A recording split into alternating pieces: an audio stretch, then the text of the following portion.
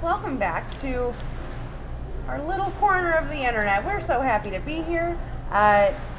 It's cold. I'm cold. I'm unwell. But I also am cold. now we get hence to the talk sweater. about cold weather cheese and things that make you feel cozy from the inside.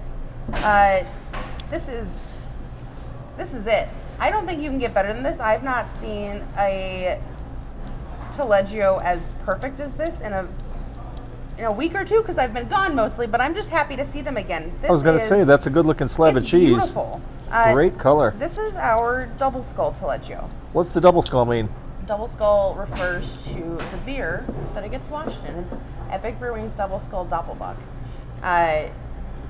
The original Taleggio, the one from Lombardia that does not get anything washed on it other than a saltwater brine, is the reason we have a cheese cave in the first place. Matt Caputo, in case you don't know which Matt I'm talking about, went to Lombardia, had the best Taleggio of his life, and couldn't figure out why actually he knew exactly why theirs was so much better. It was because it was treated perfectly and in the best condition and served at its peak ripeness. And bringing a very, very sensitive cheese, like this little nugget, across the ocean and across the entire United States is traumatic for a cheese.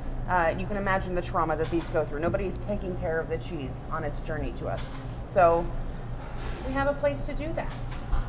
Our cheese caves were originally intended to revive cheeses like this back to their very best and original state. And Tony has done it so well that we finally had the opportunity to start playing around with things. And Kevin Crompton and Matt had a very long-standing history of drinking and eating together and decided they had to find the very best pairing for Taleggio. And it took many, many beers and many, many hours. But behold and lo, it was the double skull that won out. So we put the beer on the cheese and we did the rubby and the massagey. You know what? I'm sorry for the things I say, but we do what we do. So there was but it makes for a beautiful cheese. So there was a rub-a-dub-dub going on. Yes, there was a wax on, wax off. So what that means is that Doppelbock is now inviting the same bee linens that make normal Taleggio very stinky and sticky and smelly, but also very tender and pure and creamy and lovely in the interior. But the Doppelbock invites a bit more funk. So if you are a washed rind noob, start with our classic Taleggio. But if you want to up the funk, up the ante, really offend your neighbors, turn it up to this 11. is the one. Make a risotto, make a polenta, stir this in. If you are nervous about it being too strong, you can trim the rind. I think the rind adds some really, really nice texture to it. But if you're looking for a pairing, talk to this guy, but also some double skull. This makes a good melty, especially with some shaved truffle, I tell you what. What does the beer actually do? Just invites more bacteria to continue the cheesiness? Yeah, the idea behind like a smear ripened or washed rind cheese is to create a really, really wet surface that invites Brevicum linens to adhere to that exterior and make magic. So is that an ambient bacteria as in floating around in the air, and then you have a happy culture, so it's a lot like yeast in the cheese cave? Correct. It's also part of your body's natural flora of bacteria that contribute to foot odor. So it's part of our body's natural funk. I like it. Well, I actually figured out the pairing for this one many moons ago, and it's never failed me once.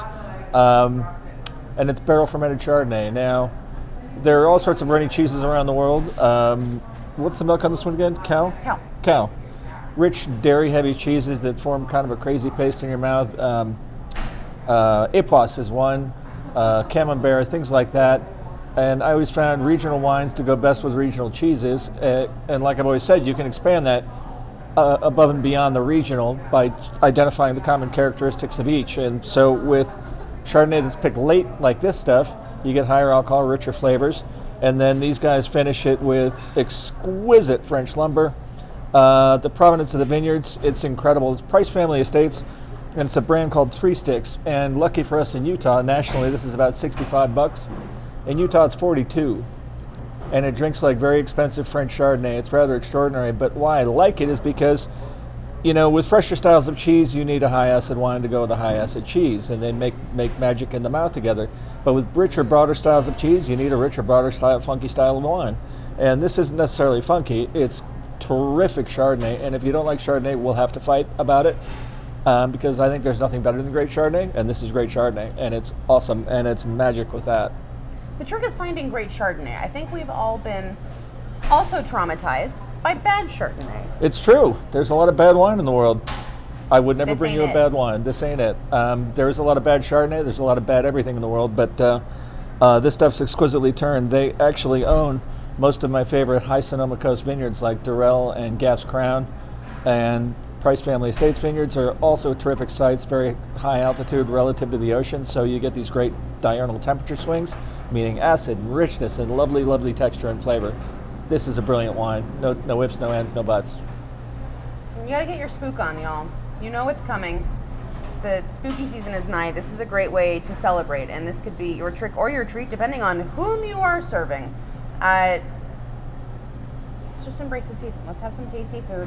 Let's stay warm and cozy together. We love you a lot, and We do. we'll see you next week. Be good to each other.